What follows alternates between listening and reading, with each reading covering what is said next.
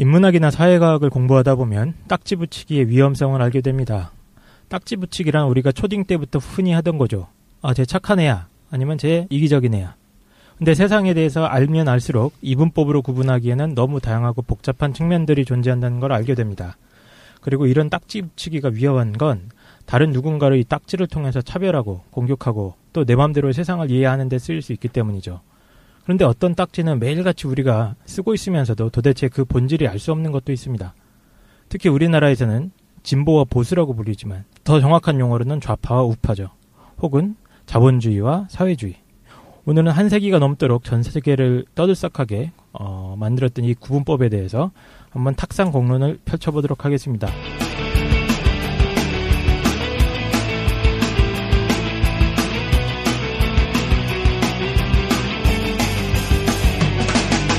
살면서 누구나 한 번쯤은 궁금해하지만 아무도 정확하게 알려주지 않는 주제들을 선정해서 얕게 한번 다시 파보겠습니다. 지적 대화를 위한 넓고 얕은 지식, 줄여서 지대더볕. 웃기네. 3회 자본주의와 공산주의 지금 시작합니다. 우리 깡 선생이 인트로 해주셨는데, 이거 준비를 많이 해왔네. 각자 소개도 한번 해보죠. 소개는 너무 많이 했으니까 짧게. 저는 이제 최 사장입니다. 예. 그 다음에 지난주에 어떻게 지내셨고 이런 건 얘기 안 해도 되나? 지난주에 저희가 김도인께서 추천을 하나 해주셔가지고 인센스인가요? 인센스라는 향이 있더라고요. 인도네시아산 향. 그죠? 김도인은 이름 말씀 안 해주셔가지고 혼자가 사가지고 이제 그 이름이 뭔가 찾아봤던 인센스라고. 예, 그래서 절에서 나는 향 같기도 한데. 그게 그 명상할 때 쓰는 거라고요. 네네. 점점 빠져들고 계시네, 명상. 명상은 안 하고 향만 맡았는데, 그걸 맡고서 잘 때마다 꿈을 너무 많이 꿔가지고. 사후세계를 경험하셨습니까? 예, 재밌더라고요. 그래서 벤치를 보셨습니까? 제가 이따 나중에 하나씩 나와드릴 테니까. 오늘 없구나. 다음 시간에 나와드릴 테니까. 감사합니다. 마약 대신 하시면 될 것 같아요. 그 다음에 이제 우리 깡 선생 소개 좀 해주세요. 저는 지금 요새 새로 런칭하는 사업 준비 때문에 사업은 아니고 이제 강의 준비 때문에 요새 바쁘네요. 강의하세요? 먹고 살다 살려고 열심히 일하고 있습니다. 노동자예요, 저는. 그렇군요. 일당 노동자. 네네. 그 다음에 우리 이독실입니다. 저는 요즘 독실하게 책을 좀 읽으면서 편안한 시간을 보내고 있습니다. 무슨 책을 읽으시나요? 만화책도 좀 읽고요. 쉽게 얘기하면 백수라는 거 아니야. 그런 걸 또 파지 마시고. 제 취미는 독서고요. 음악 감상. 한가단 얘기 들었는데. 그렇습니다. 재밌게 읽으신 책은 없나요? 글쎄, 여기서 소개를 할 만한 책인지는 잘 모르겠는데, 저 우주론에 좀 관심이 있고 그래가지고, 요즘 나왔었던. 만화책이라며? 우주론 만화책인가? 과학 쪽에 있어서, 저 우주론, 양자론 이런 거 좀 좋아하거든요. 그래서 그런 관련된 책들, 퀀텀 스토리라고 한번 추천을 드릴 수 있을 것 같습니다. 퀀텀 스토리요? 예, 퀀텀 스토리고, 굉장히 두껍고, 아는 분은 알만한 과학 책들이 있어요. 엘러건트 유니버스라든가, 이런 여러 가지 이제 사람들이 아는 그 책들이 과학 책들이 있는데 엘레강스 유니버시티 뭐라고 했는지 못 들었어요. 그런 여러 가지 책들이 있습니다. 예. 그런데 그런 것들을 집대성해 놓은 굉장히 좀 일반인들을 위해서 잘 쓴 책인 것 같아서 번역서예요? 네, 맞습니다. 네. 퀀텀 스토리. 예, 한번 관심 있으면 읽어보시고. 별 읽고 싶진 않은데. 예. 우리 김도인께서는 어떻게 지내셨나요? 좀 그냥 똑같이 지냈습니다. 똑같이. 유별난 게 없는 것 같아요. 똑같이는 평소엔 어떻게 지내시는데요? 평소에 그냥 일하고, 요즘 집에 생활비 보낼 날짜가 다가와가지고, 더욱더 분발하면서 일을 하고 있으니까. 소녀가장. 소녀가장. 그렇군요. 명상은 안 하시는지 요즘 먹고 사느라고 명상을 때려쳤어요. 그렇군요. 명상도 그 옛날에 소문에 의하면은 이제 돈도 있어야 해탈한다던데 맞나요? 그럼요. 명상할 때 돈이 많이 필요해요. 네네. 그래서 돈이 많이 필요해요? 네네. 돈 내고 하는 거여가지고.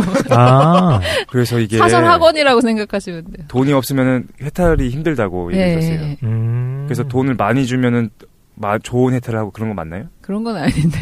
그런 건 아니에요? 지금 농담인지 진짜인지 저 구분이 안 가거든요. 정말인가요? 근데 정말 명상을, 공짜로 배우려고 마음 먹으면 그런 방법도 많지만, 보통 다 요즘에 학원처럼 돼 있어서 수강료를 내면은 어느 일정 기간 동안 가르쳐 주는 거예요. 현대에 와서 그런 거죠? 네네, 현대. 그쵸. 뭐, 그러니까 다른 공동체에 소속돼서 하는 것도 있는데, 일반 사람들이 배우려는 거는 돈을 내야지만 이제 가르침이 오는. 공짜로 할 수 있는데 혹시 관심 있는 분도 있을 테니까 혹시 하나만 뭐 추천해 줄 수 있나요? 공짜로 명상해 보겠다. 그냥 자면 굳이 되잖아요. 없어요. 네. 낮잠 자고 그냥 향 충분히 맡으면서. 쉬면 됩니다. 그냥. 인센스 예. 추천합니다. 인센스. 그래서 오늘 이제 슬프게도 이제 우리 해탈하려고 해도 이제 또 돈이 필요한데 그거와 좀 관련돼 가지고 저는 사실은 이제 별로 관심 있는 주제는 아니에요. 저는 사후세계, 외계인 이런 거에 관심이 있기 때문에 피라미드, 미스테리 서클 이런 거 해야 되는데 이게 뭐 어쨌든 자본주의와 공산주의 우리 강 사장이 현실적인 것 좀 하자 그래가지고 경제라서 생각보다 이게 좀 그 주제가 어려울 것 같아요. 같이 계신 분들은 이제 좀 내공이 있으시지만 저는 내공이 없어가지고 저희도 다 없습니다. 그래요? 네. 그래서 저희는 어느 정도로 얘기할 거냐면은 보통 이제 팩트를 갖고 많이 말씀하시잖아요. 어떤 팩트냐면 이제 현실적인 것들, 사건들 가지고서 많이 말씀하시는데 그것보다는 좀 원론적인 얘기를 좀 해볼까라는 생각이 들어가지고 자본주의랑 공산주의 진짜 원론적인 경제체제에 있어서 가장 중요한 그리고 가장 근원적인데 예, 잘 보통 좌파와 우파의 기준이 되는 거죠. 예, 나는 그래서 자본주의랑 공산주의에 대해서 알아보려고 합니다. 그래서 경제가 제 생각에 2회나 3회 정도 진행될 것 같고 오늘은 이제 자본주의랑 공산주의만 나눠볼 텐데 사연이 도착해 있습니다. 예. 가상 사연 또 도착해 있는데 같이 한번 보시도록 하겠습니다.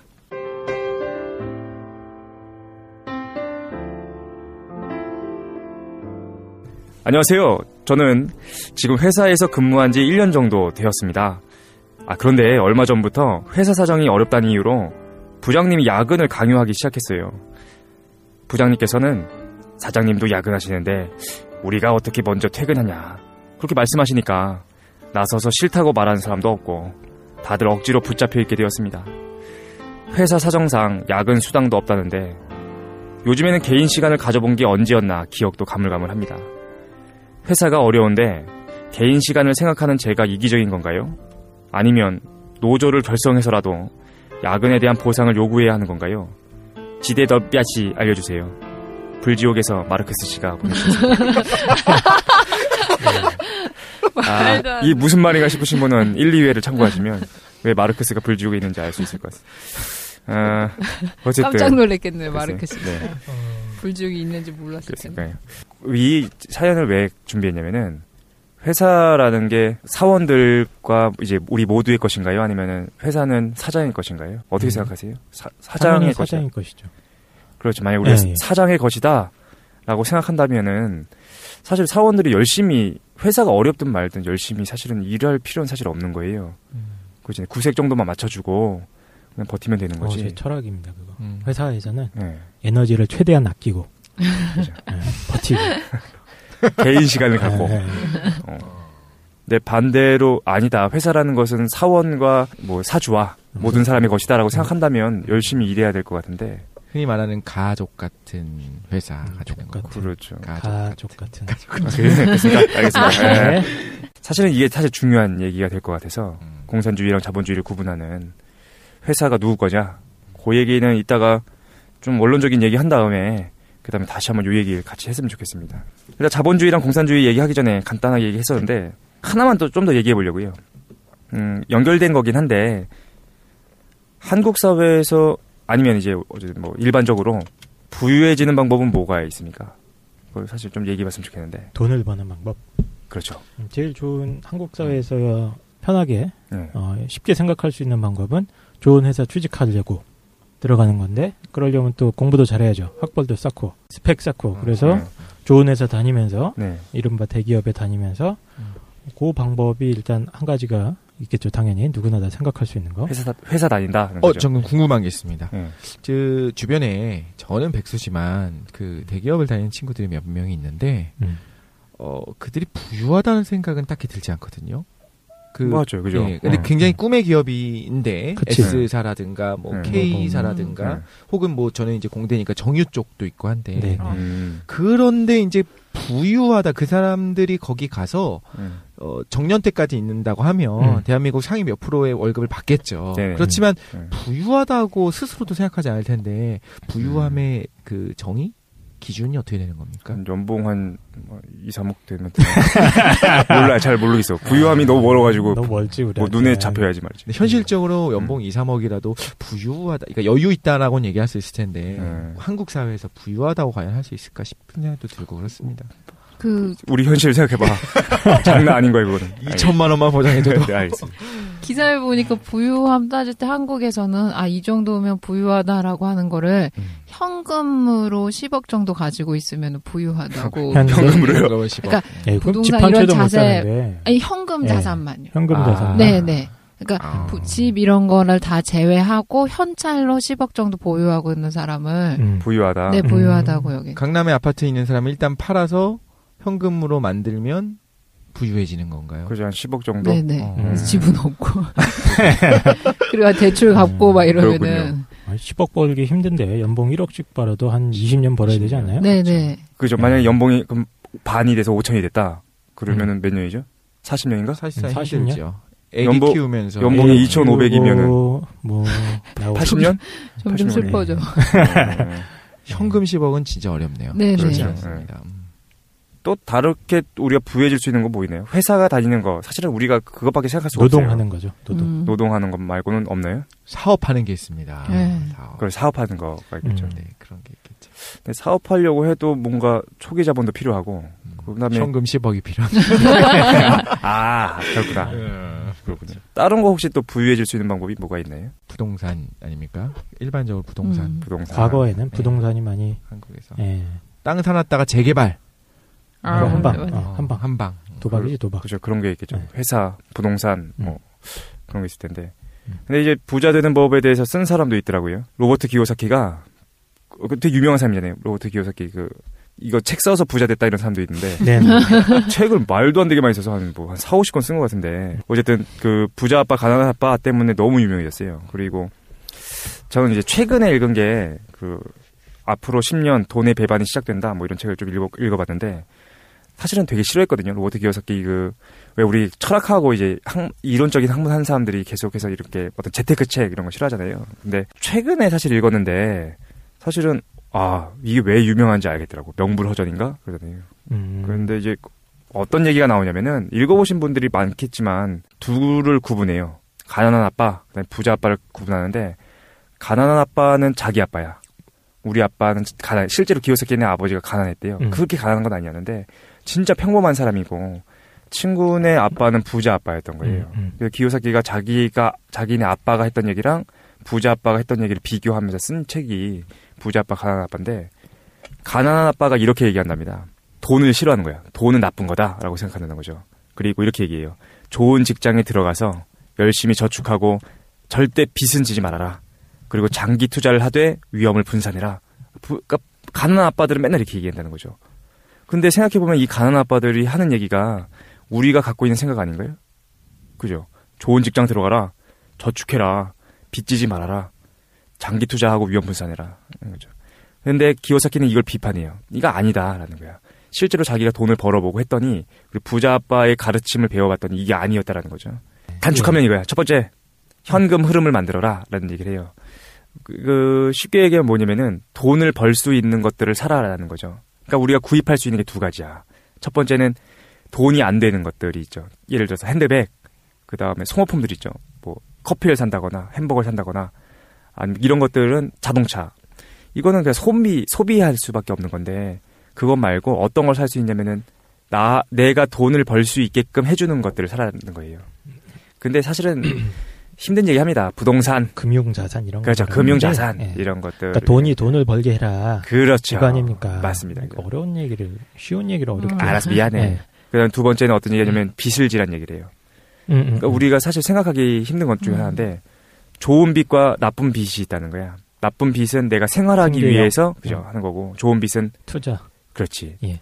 그럼 왜 이게 좋으냐면은 여러분 다 알 것 같긴 한데 빚을 져서 투자를 하면 뭐가 높아지면 수익성이 높아지는 거예요. 내 돈으로 투자한 것이 아니라 다른 사람의 돈을 투자했기 때문에. 그러니까 이걸 이제 경제학에서 레버리지라고 하는데. 네, 그죠? 어려운 얘기, 어렵게 알았어요. 얘기하지 말고 그냥 붕어빵 장사 하느니 그래. 동네 좀 빚내서 동네 식당 같은 거 하나 하면 맞아. 훨씬 많이 벌잖아요. 그렇죠. 그 얘기하는 거잖아. 그렇습니다. 네. 그리고 세 번째는 이제 빚내서 사업도 한번 해보고. 그렇죠. 예. 그러니까 좋은 빚을 져라. 빚내는 거에 대해서 두려워하지 마라. 겁내지 말아라. 그다음에 마지막은 투자자가 되라고 얘기해요. 노동자가 되면 안 된다라는 거죠. 근데 사실 요 얘기 조금만 더 하면 그 직업군을 4가지로 나눕니다. 첫 번째 직업 월급 생활자, 두 번째는 자영업자랑 전문직, 세 번째는 사업가, 네 번째는 투자가인데 뭐라고 얘기하냐면은 투자가가 돼야 된다고 얘기해요. 첫 번째랑 두 번째였던 월급 생활자 혹은 자영업자, 전문직에 종사하는 사람들은 평생 노동해야 된다는 거야. 왜냐면 이 사람들은 시간이 자신의 수익이라고 얘기해요. 내가 시간을 투자한 만큼 돈을 버니까 내 인생을 전부 투자해서 돈을 벌게 된다는 거죠. 그러니까 이거는 돈은 벌 수 있을지 몰라도 내 시간은 전혀 없는 거예요. 그러니까 망한 인생이라는 거죠. 반면에 사업가나 투자자, 특히 투자자가 중요한데 투자자들은 자기가 노동하지 않는다는 거예요. 그렇지. 그렇죠. 그리고 내가 투자해서 시스템이 나에게 돈을 벌게 해준다를 얘기하는 거죠. 남들이 내 돈을 벌게 하거나 그렇지. 돈이 돈을 벌게 하거나. 그렇죠. 그렇게 해야 부자가 될 수 있는 게 아닌가라는 생각이 들고 아까 전에 질문이 이거잖아요. 예. 한국 사회에서 부유해지는 방법. 예. 이것밖에 없는 것 같아. 그러니까 돈이 돈을 벌게 하거나 타인의 노동력으로 내가 돈을 벌거나. 그 두 가지가 핵심인 거죠. 그렇습니다. 그래서 여러분 지금 혹시 그 청취하시는 분들 중에 잘 아시는 분들 너무 잘 아실 텐데 사실은 전 몰랐어요. 전 그냥 공부만 그냥 하고 그냥 쉽게 그냥 아르바이트나 하고 있기 때문에 이런 생각을 안 해봤는데 생각을 하고 나니까 내 인생이 너무 아까운 거야. 이런 걸 좀 일찍 알았으면은 뭔가 좀 투자도 하고 그런 걸 좀 연습할 걸 그런 생각이 좀 들어가지고 한번 얘기를 해봤습니다. 그래서 이제 꿈이 뭐 자본가시죠. 그렇죠. 예. 그래서 채 사장이야. 돈 좀 벌어보려고 슬퍼가지고 지금 나이가 몇인데 지금. 네. 사실 이거를 왜 얘기했냐면은 이게 우리가 공산주의랑 자본주의를 구분하기 위한 가장 중요한 개념을 사실 기요사키가 이거 마르크스 읽었는지 잘 모르겠는데 그 얘기를 해줘요. 어떤 얘기를 해주냐면은 그렇죠. 사실은 돈을 벌 수 있는 수단에 그렇지. 대한 이야기죠. 그렇죠. 우리가 뭐라고 부르기 시작할 거냐면은 용어에 어떤 정리가 있어야 되니까 여러 가지 오해가 있을 수도 있는데 우리가 일단 거칠게 생산수단이라고 부릅시다. 그러니까 생산수단이라는 거는 뭐냐면은 어떤 생산물, 어떤 가치를 창출해 줄 수 있는 수단 정도가 되는 거죠. 그런데 특히 타인의 노동력과 타인의 시간을 이용해 가지고 나한테 어떤 자산을 발생시켜주는 것. 이걸 우리가 생산수단이라고 얘기할 수 있는데 예를 들어주세요. 예를 들면 뭐가 있을까요? 토지, 땅. 그렇죠. 부동산도 마찬가지. 부동산 건물 같은 거, 그죠? 임대료 같은 게 나오니까. 기업체나 공장. 그렇죠. 공장, 기업 이런 것들은 사실은 내가 소유하고 있으면 그거를 바탕으로 해서 다른 사람들이 대신 노동해줘요. 그 노동력과 시간을 가지고서 내가 부를 축적할 수 있다. 이 생산수단의 개념이 왜 중요한 거죠? 왜냐하면 생산수단을 갖고 있으면 여러 가지 효과가 있습니다. 첫 번째는 부의 축적이 가능해진다라는 거. 그다음에 두 번째는 사실 그걸 소유하고 있는 사람이 드디어 노동에서 이제 해방되는 거죠. 자신의 일은 이제 많이 하지 않고 거의 안 하고 대신 내 생산수단에 속해 있는 사람들이 대신 나를 위해 일해주는. 생산수단을 만드는 것과 그 소유하는 건 다른 거죠. 예를 들면 공장을 짓는다 했을 때 공장을 내가 지었다고 하더라도 내가 소유하지 못할 수도 있다는 걸 말씀하시는 건가요? 그렇죠. 공장을 지었다 그러면은 지은 건 노동자지. 노동자지. 월급을 받았겠죠. 그 말고 그러니까 돈을 투자해서 공장을 지었어요.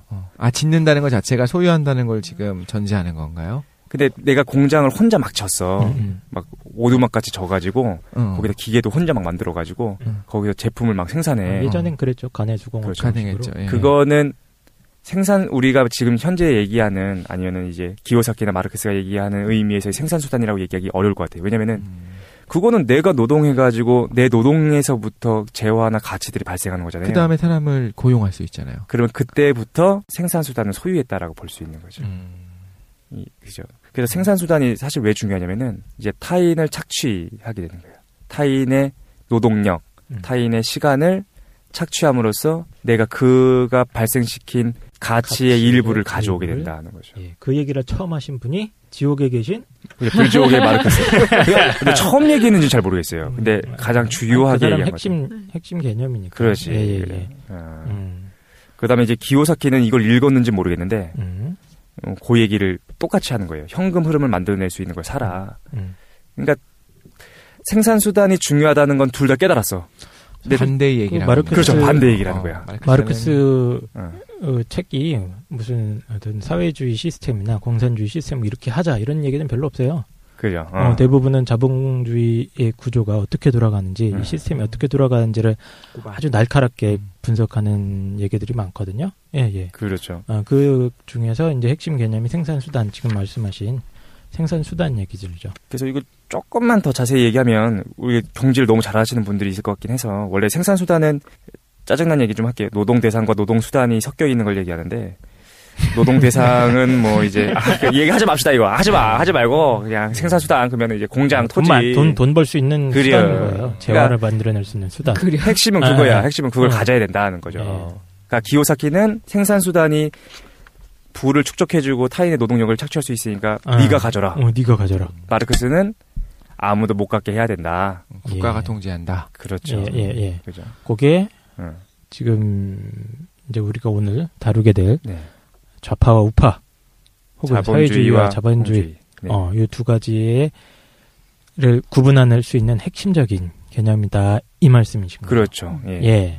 그러니까 자본주의랑 공산주의는 사실은 이제 많이 배우신 분들은 더 복잡하게 나눌 텐데 잘 모르는 입장에서는 그걸로 나눠야 되는 것 같아요. 그러니까 우리가 중학교 때 뭐라고 배우냐면은 자본주의랑 공산주의의 차이는 사유재산을 인정하느냐의 여부다. 사유재산 인정 안 하나 그럼? 공산주의는? 그렇게 보기 어려워요. 왜냐면 그렇죠. 공산주의 사회에서도 내 것이 있을 거 아니야. 내 차 다 있습니다 거기도. 내 차, 내 쌀도, 내 내 비누, 그러니까 치약, 칫솔 다 있어요 거기도. 재산이라 보기 퍼야지 그죠? 그런데 그럼 자본주의랑 차이가 뭐냐? 자본주의는 생산 수단을 개인이 소유할 수 있게끔 하고 공산주의는 생산 수단은 너무 위험하다. 그러니까 이거는 개인이 소유하지 못하게 하는 것. 왜 위험하죠? 타인의 노동력을 착취해서 그렇죠. 부를 창출할 수 있다는. 마르크스 같은 경우는 생산 수단을 사유화하는 게 빈부격차라든가 사회적 불평등의 아주 핵심적인 근본 원인이라고 지적을 하고 있죠. 그렇죠. 예. 그래서 사실 요 얘기가 중요합니다. 생산 수단. 그래서 그거를 극복하기 위해서 대안적인 체제를 얘기하고 대안적인 이념을 얘기하는 것들이 바로 우리가 지금 한국 사회는 좀 복잡한데 이 지형도가 뭐 전 세계적으로는 그냥 좌파, 우파 이렇게 나누지 않습니까? 좌익 진영의 핵심적인 논리 중에 하나였었습니다. 예. 지금은 아닌가요? 지금은 복잡해졌죠, 근데. 근데 그러니까 사실은 그거예요. 현상을 보기 위해서는 너무 복잡한 거야. 그런데 사실은 큰 틀에 있어서는 저는 아직도 유지하고 있다고 생각해요. 진보 진영, 좌파 진영이 갖고 있는 건 뭐냐면은 생산수단의 사적 소유에 대해서 제한을 가하고자 하는 방향으로 제도를 만들고자 하는 거고, 우파, 우익, 그 다음에 이제 보수가 꿈꾸는 거는 사유재산, 생산수단의 사적 소유를 인정하는 방향으로 나아가려고 하는 게 궁극적이지 않느냐라는 생각을 하고. 그거를 제한을 하면 안 되는 거죠. 그렇죠. 그게 문제죠. 궁금한 게 있습니다. 그럼 우파라고 하는 분들이 만약에 그 제약을 없애고 좀 더 확대하고자 하는 거라면 왜 그렇게 하려고 하는 거죠? 그게 사회 전체를 위한 건가요? 아니면 본인들을 위해서인가요? 저 되게 적절한데. 그러니까 생산 수단을 갖고서 이제 우리는 뭘 할 수 있냐면은 사람들을 두 가지 종류의 사람으로 나눌 수 있어요. 첫 번째는 생산 수단을 소유한 사람들이 있을 거고, 그 다음에 생산 수단을 논리적으로 갖지 못한 사람들. 생산 수단이 없으니까 돈을 못 벌어. 그럼 그 사람들은 어떻게 돈을 벌 수밖에 없냐면은 내 노동력을 팔아서 내 몸을 팔아서 돈을 얻을 수밖에 없는 사람들. 그 두 종류의 사람이 있는 거예요. 쉽게 말하면 사장님과 그죠. 직원들. 그래서 원래 이 용어가 원래는 부르주아와 프롤레타리아인데 이 용어가 너무 거칠어. 그래서 사장님, 그죠? 그 다음에 이제 사원들 이렇게 되는 거죠. 그러니까 우파 지지자들. 네. 근데 정치적으로 일단은 부유한 사람들, 부자들의 이익을 대변하려고 하는 사람들이 사실은 제가 생각할 때 이거 놀라지 말것 같은데 그 사람들이 우파가 되는 거예요. 보통은 그렇죠. 그러면 그들한테도 권리가 있는 거예요. 그냥 나쁜 사람들이 아니잖아요. 그렇죠. 그러니까 그들의 이익을 대변해주는 게 우파가 되는 거고. 그러면 흔히 말하는 좌파들은 네. 자신들이 가난하니까 그러니까 원론적인 얘기를 해서 정치가들 말고요. 좌파를 지지하는 사람들은 자신들이 가난하니까 그 사장님들을 끌어내리려고 하는 건가요? 아니면 사회 전체를 위해서 바라보는 그러니까 지금 건가요? 얘기 그 중요한 지점이라고 저도 생각을 하는데, 그러니까 어떤 정치 세력이나 정치 이념 논쟁을 할 때, 이거 그냥 다 밥그릇 싸움 아니야? 하는 측면이 분명히 있습니다. 그리고 현실 정치는 그게 되게 저도 중요하다고 생각을 하고, 우리가 어떤 정치에 참여하거나 발언을 할 때 자기 계급이 이익에 따라서 움직이는 건 당연하다고 생각을 하는데, 또 이런 측면도 있어요. 그걸 너무 또 밥그릇 싸움 측면으로만 몰고 거기보다는 우파 쪽의 입장, 그래서 예를 들어서 생산수단을 사유하자는 입장이 꼭 자본가들의 이익을 대변하기만 하는 거라고는 저는 생각은 안 해요. 왜냐하면 그게 가진 어떤 공익적 측면에서 가치도 충분히 있다고 생각을 하거든요. 생산수단을 오히려 이제 이제 요새 말로는 민영화인데, 이렇게, 사적 기업들이 활동을 하게 됐을 때 가지는 이점들이 있습니다, 분명히. 사회 전체적으로도. 그걸 또 국유화했을 때 가지는 이점들이 분명히 있고, 그 부분은 이따 나중에 구체적인 사례들을 가지고 한번 다뤄봐야 될 것 같아요. 예, 그러면 정리를 하자면, 지금은 우파든 좌파든 간에 일종의 그런 어떤 경제 체제에 대해서 어떤 양쪽 파가 전부 다 나를 위해서 혹은 일부를 위해서가 아니라 이게 정말 사회 전체에게 더 이득이 되는 방향이다라고 생각해서 주장한다라고 지금 우리가 여기서 정리를 전제를 하고 가야죠. 그거. 그런데 사실은 저는 그거를 굳이 구분하지 않아도 되고 저는 기본적으로 내 이익에 해당하는 걸 지지하는 거는 옳다고 생각해요. 그러니까 내가 노동자야. 맞아요. 그러면은 내가 노동자니까 사실은 이제 생산수단의 사적 소유를 금지하자고 얘기하고 내가 자본가라면은 자본가의 이익을 대변하는 게 맞다고 생각해요. 근데 제일 문제가 되는 사람들은 내가 못 가졌어. 그런데 생산수단을 갖고 있는 자본가들의 이익을 대변하는 정당에 투표하는 거. 그럴 수도 있죠. 근데 그건 바보 아닌가? 전 세계적으로 나타난 현상이야. 그게 이타적인 목적이 아니라 만약에 정말로 되게 엄밀하게 말해서 정보가 없어서 정보의 불균형 때문이라면 그러니까 정보의 불균형 때문에 포장을 잘해서 이렇게 그렇죠. 해야지 우리가 그렇게 할 수 있다라고 하는 것 때문이라면 그거를 좀 계몽이라고 말하면 되게 재수없게 느껴지겠지만 그거에 대해서 한번 저희가 좀 잘 현실적으로는 이제 그런 문제들이 있죠. 뭐 계급 배반 투표라고 흔히 얘기들을 하는 건데 계급 배반 투표가 뭔가요? 지금 최 사장님께서 말씀하신 대로 나는 그냥 그 동네 시장에서 물건 파는 아줌마인데 경기가 활성화가 안 되니까 자꾸 자본가 계급한테 투표를 하는 거야, 그렇죠? 자본가 계급의 이익을 대변해주는 투표를 하는 겁니다. 네. 근데 사실 이거는 엄밀히 따지고 보면 그렇게 하면 안 된다고 볼 수도 있거든요. 네. 사실 그 반대의 경우도 생각해 볼 수 있을 것 같아요. 반대 경우도 내가 있겠죠. 자본가야. 돈도 많고 우리 아버지 돈 많은데 내가 계속해서 이제 빨갱이들한테 투표한다. 그런 분들 저도 주변에 많습니다. 네. 예. 그거는 여러 가지 또 생각해 볼 수 있겠는데 어쨌든 기본적으로는 사회 전체의 이익이 되든 아니면 개인한테 이득이 되든 내 이익이나 사회 전체 이익을 반영해서 이제 정치적인 지지 세력에 대해서 고려해야 된다는 거죠. 그렇게 하죠. 일단 우리가 생산수단에 대한 얘기를 계속 하고 있는데 정리하면 이거죠. 그 부를 축적해 줄 수 있는 수단 그리고 한국 사회에서 유일하게 내가 노동자임을 끝내고서 이제 부유해질 수 있는 방법 생산수단을 갖는 거다라는 건데 한번 여쭤볼게요. 생산수단을 그러면은 우리가 개인적으로 소유하는 거는 옳은가요? 그런가요? 네. 저는 독실입니다. 독실. 예. 개인적으로 이제 또 독실한 종교인으로서 성경에 나타나는 것들을 보면 토지는 소유할 수 없게 되거든요. 장기 리스, 장기 대여는 가능한데 성경에 그런 게 나와요? 네, 그렇게 나옵니다. 사실 성경에 토지는 다 하나님의 것이기 때문에 너희가 사고 팔 수 없고 그거를 이제 지파별로 배분을 해줘요. 그 가문이 너네 가문은 여기서 살아라라고 처음에 배분을 해줬고 신이 네 초기에 예. 뭐 신의 대리인이 해준 거죠 말하자면 하나님의 대리인. 그 다음부터는 이 땅을 내가 필요하면 팔 수 있어요. 저 사람 최 사장한테 이 토지를 주고 할 수 있는데 50년마다 리셋이 됩니다. 희년이라고 해갖고. 그거 들어본 것 같아요. 네, 다시 돌아와요. 근데 저는 그거를 나중에 정말 나이가 든 다음에 한참 돼서 20대 중반이 지난 다음에 그거에 대해서 깊이 있게 생각을 해보니까 이건 기가 막힌 거예요. 한편으로 생각하면 지구 46억의 역사. 이 두 개 지금 성경 얘기하다 갑자기 46억이 나니까 이상한데. 46억 년 동안 인류가 문명이 시작된 건 2만 년도 안 됐거든요. 그지. 거기다가 이제 토지의 자기가 가지고 있겠다라고 이렇게 소유한 개념을 생각한 것도 몇백 년이 안 됐다고 생각한다면 이게 내 땅이다. 영구하게 내 땅이다라고 하는 게 너무 이상한 거예요. 웃긴 거예요, 굉장히. 그래서 토지를 개인이 갖는다는 게 과연 말이 될까 싶은 생각도 들고 한편으로는. 일단 생산수단 중에서 토지는 땅이 왜 누구 거가 될 수 있냐. 왜 그 성경에 나온다는 거죠? 성경에도 나왔고 그거에 동의하기 시작하는 거죠. 제가 살면서 느꼈던 어떤 부조리들. 아니 건물은 다 이해가 가요. 땅이 왜 누구 거가 될 수 있냐. 내가 그걸 동의한 적 없는데. 일단 건물과 땅을 일단 분리해서 건물은 그렇죠. 네. 사적 소유가 가능하다고 봐야 되지만 네, 그렇게 봐야 되지만 땅에 있어서는 왜 건물도 왜 그 신년 해가지고 50만 원 하지 왜? 보니까 일단 독실이가 땅이 없어 지금. 그러니까 땅이 없어. 건물은 있는 거 아니야? 건물도 없지만 땅도 없습니다. 아니 근데 뭐 이상한 거예요. 그게 땅을 누가 개인이 갖는다. 예. 누가 그거를 허용했지? 누가 그 땅을 그 사람이 가져도 된다고 했는지. 만약 사회 계약이라면 나는 그 계약에 참여한 적이 없는데. 좀 그런 생각이 들어서 개인적으로는 딴 건 잘 모르겠고 땅이랑 또 어떤 그 현상적인 것들 봤을 때 나중에 또 다뤄볼 수 있겠지만 뭐 이번에 후쿠시마 원전 사고를 비롯해서 여러 가지를 봤을 때 국가 기반 사업이라고 하는 것들 산업들이 있잖아요. 전력, 뭐 에너지 사업.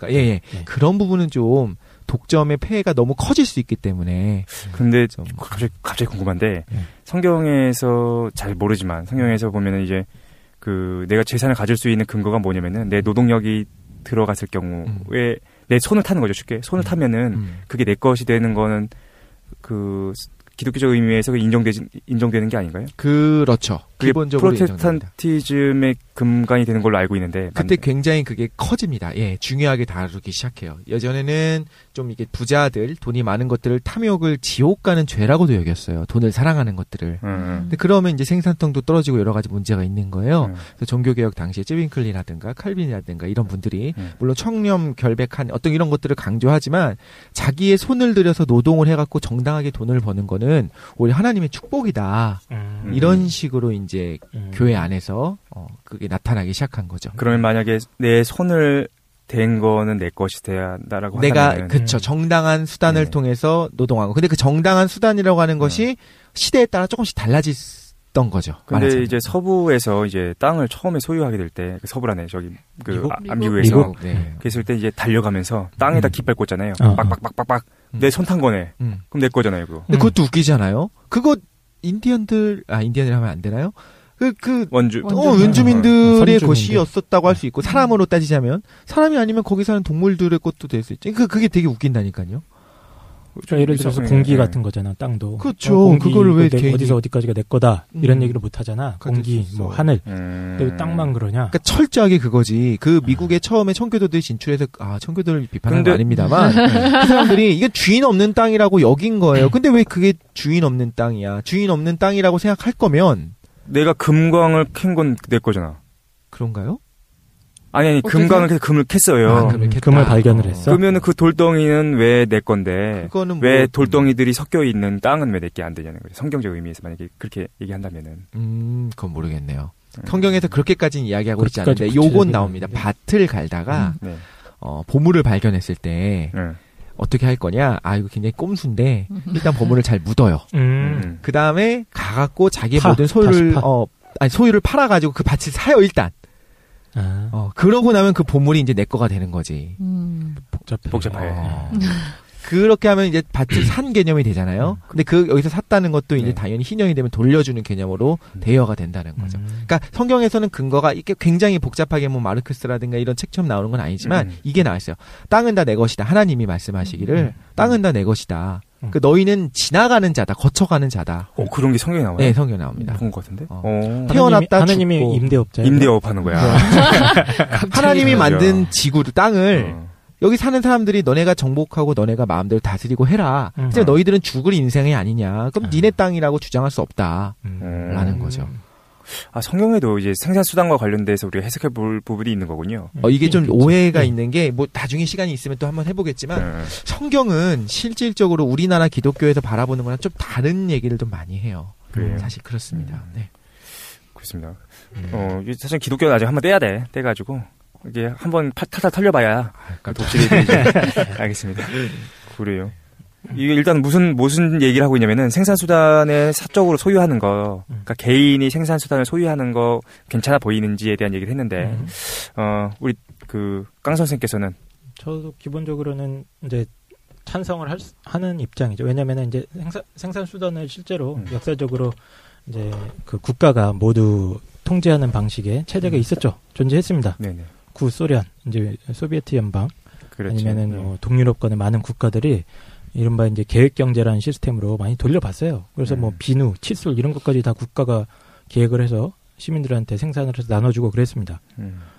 근데 결과적으로는 망했죠. 예, 이거는 반론의 여지가 이제 없다고 보고, 웬만한 이제 자기 아무리 빨갱이들도 좌파들도 이제 현실적으로 나타났던 그런 방식의 국가적 주도 계획경제 시스템은 단점이 문제가 너무 많고, 이거는 현실화 시키기에는 뭐 비율도 너무 많이 발생하고 경쟁력도 약화되고. 아직 그거 지지하시는 분들 좀 남아있지 않나요? 있겠죠. 뭐, 예, 뭐 있으실 것 같은데. 네.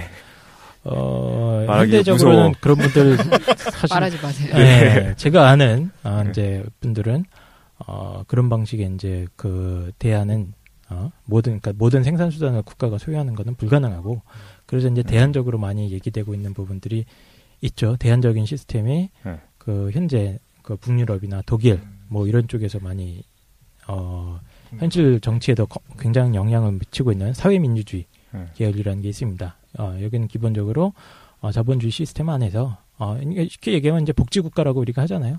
국가가 아까 독실이께서 말씀하셨던 뭐 에너지 분야라든가 뭐 의료, 교통, 환경, 교육 이런 이런 분야들은 이제 사기업들한테 생산수단을 맡겨놓을 경우에 나타나는 문제가 너무 많으니까, 이런 것들은 국가가 주도하에서 이제 많은 부분을 컨트롤을 해 나가면서 그 부분만큼은 이제 생산수단을 포기를 안 하는 거죠. 예. 그런 사실 그 질문이 있습니다. 사실 사회에 대한 건 좀 이따 얘기하려고 했던 거고, 개인적으로는 어떤 삶을 사실 건가요? 마르크스. 개인적으로는 사적으로. 네, 개인적으로. 당연히 나도 그럼 생산수단 하나쯤 갖고 있으면 되지. 그게 진리야. 그게 진리지. 그렇게 그렇잖아요. 개인이 어떻게 할 거냐 물어본 거라면 저도 땅을 사겠습니다. 말이 바뀌잖아, 이 사람. 하나님에서 못 사겠는데. 모두가 안 갖게 되는 것이 가장 좋다고 생각하는데. 모두가 안 갖게. 그러니까 이건 시스템의 문제예요. 내가 어떻게 할 것이냐는 물론 개인적으로. 중요하지만. 하나님이 이거 내 거라고 했는데. 하나님 거 맞습니다. 제가 잠깐 제 살아있는 동안 빌리는 거고. 사서 사서 빌리는 거고. 장구 연구인데. 그리고 내 자식이 물려줄 수도 있는 거고. 그래서 기본적으로는 이거를 사유하는 거에 대해서 크게 그렇게 문제라고 근본적으로 이거를 사회 악으로 규정하고 금지해야 된다고 생각을 하지 않아요. 예. 저 질문이 하나 있습니다. 그러면 과거의 그 공산권, 동유럽과 네네. 소련 쪽에서 실패했기 때문에 오히려 그건 좀 금기 시대 같고, 이제는 아예 그 얘기를 꺼내기만 해도 그러니까 좀 그렇게 됐잖아요. 네네. 우리가 어떤 학문적인, 어떤 시스템적인 얘기를 하려고 해도 그걸 꺼내기만 해도 문제가 되잖아요. 그렇죠. 실패했으니까. 네. 그렇다면 그게 너무 꼬리표처럼 한번 실패한 게 영광이 따라다는 거죠. 근데 그렇다면 좀 이렇게 실제로 민영화를 했다가 실패했던 많은 사례들이 있으면 그럼 그 부분도, 예를 들면 에너지 분야에서 민영화했다가 안 좋게 된 예를 상수 시스템, 상하수도 시스템, 전기 시스템 이런 게 안 좋았던 예가 있으면 그거에 대해서 추진을 더 이상 안 해야 되는 게 정상적인 거 아닙니까? 물어보고 싶은 건 그거예요. 일단 좀 몇 가지 정리하고 들어갈게요. 저는 이제 이른바 공산주의라고 얘기를 했는데, 이제 저는 사회주의라고 명칭을 붙이고 싶은데. 요거 조금 있다가 사회주의랑 공산주의가 나오죠. 이념이 실패라고 보지 않아요. 이미 굉장히 많은 영향을 미치고 있습니다. 우리 삶의 현실 정치 시스템의 대부분은 이미 사회주의적인 요소들이 다 들어와 있는 거예요. 기본적으로 우리나라의 뭐 공공의료보험 시스템이라든가 이거는 사회주의적이죠. 사회주의적인 이념 하에서 다 만들어진 겁니다. 하지만 우리 깡 선생은 어쨌든 제가 실패라고 규정하는 건 이제 그 국가주도의 계획경제 체제는 분명히 좀 문제가 있었고, 그 부분이 이제 실패라고 지적을 하고 싶은 거죠. 예. 근데 계획경제 사회는 실패했다라고 얘기하는데 또 동시에 어떤 의료 서비스에 대한 공적 사용이나 이런 것들은 또 괜찮다는 거고 어쨌든 그것도 계획경제인 거잖아요. 그거는 이제 장단점이 있는 거죠. 어느 시스템에나 뭐 그런 공공 부분에 있어서 예를 들어서 교육, 의료 이런 부분은 그렇지. 쿠바 엄청 잘 됩니다. 장난 아니에요. 근데 쿠바 같은 나라들은 그거를 우리가 계획경제라고 얘기할 수 있는 거 아닌가요? 그러니까 지금 자기 모습에 빠져 있는 것 같은데. 강하게 공격하고 있어요. 그 계획 경제를 하는데, 그러니까 제가 아까 말씀드렸던 게 모든 분야에 있어서 예를 들어서 우리 뭐 비누라던가 칫솔 하나 만드는 것까지 자동차, 뭐 핸드폰 이런 걸 다 국가가 통제한다. 이건 문제가 있죠. 그런 부분에까지는. 그런 부분에는 오히려 여러 업자들이 경쟁을 하면서 제품 개발을 하려고 노력을 하고 그런 시스템이 훨씬 더 효율적일 수가 있습니다. 그런데 네. 그거를 특정 분야는 계획해서 하면 안 된다. 공유해야 된다라는 건 누가 결정하는 거예요? 이제 사회적으로 합의를 하던가. 근데 그 국가가 하는 거고. 사회 기반 산업이라고 그렇죠. 하면 안 될까요? 사회 기반 산업의 범위를 설정하는 걸 국가가 한다고 하면 사실 그게 계획 경제 사회지. 그 아닌가요? 결정을 왜 국가가 합니까? 국민들이 투표를 하고 의회에서 결정을 하는 거지. 하나하나의 사건에 대해서 우리가 투표할 수는 없는 거고 사실은 이제 사실은 우리가 괴리돼 있잖아요. 우리가 아무리 뭐 민주주의 사회라고 하지만 의료 민영화에 대해서 우리가 반대한다고 그게 추진 안 되는 것도 아니고 사실은 국가한테 어떤 주도권을 주기 시작하면 그러니까 국가가 전체를 소유하는 거는 현실적으로는 불가능하고 일부분이라도 국가가 이거를 공적으로 사용할 수 있는 거다. 그러니까 사유하면 안 된다라고 생각하는 그 사회 그 권한을 준 사회 자체를 우리가 계획경제 사회라고 얘기해야 되는 건 아니에요? 그거는 좀 잘못된 규정 같은데. 아, 그런가요? 예. 계획경제라는 거는 너무 그렇게 그럼 우리 그 국가 현실 사회는 현대 사회는 워낙 복잡하기 때문에 국가가 개입을 안 할 수가 없습니다. 아무리 자본주의 자유시장 경제 체제라고 해도 당연히 국가가 규제를 하고 금융 뭐 거래 한도를 어디까지 뭐 규정을 한다거나 구체적으로는 꼭 규제가 없을 수가 없어요. 규제가 있다고 무조건 계획경제다 이렇게 규정을 할 수는 없는 거고요. 그렇죠. 예. 여기서 얘기하는 계획경제라는 건 국가가 어떤 생산량이라든가 수요를 예측을 해서 생산량을 만들어내고 뭐 이런 거를 전반적으로 다 세세하게 통제하는 그런 시스템을 말하는 거지. 뭐 지금 말하는 식으로 뭐 국가가 조금 규제를 한다. 그거 어떻게 계획경제라고 얘기를 합니까? 좀 다른 거죠, 그거는. 그런가요? 예. 왜냐면은 이거 조금 나중에 한번 다시 조금 더 요거 주제가 또 세분화될 것 같아서 그때 다시 한번 얘기하도록. 이거를 구분해야 되거든요. 제가 잘 몰라서 그런데 지금 생산수단 소유 여부 말씀하시다가 계획경제까지 묶어서 말씀하셨잖아요. 예. 근데 생산수단을 소유하는 거에 대해서 만약에 반대한다.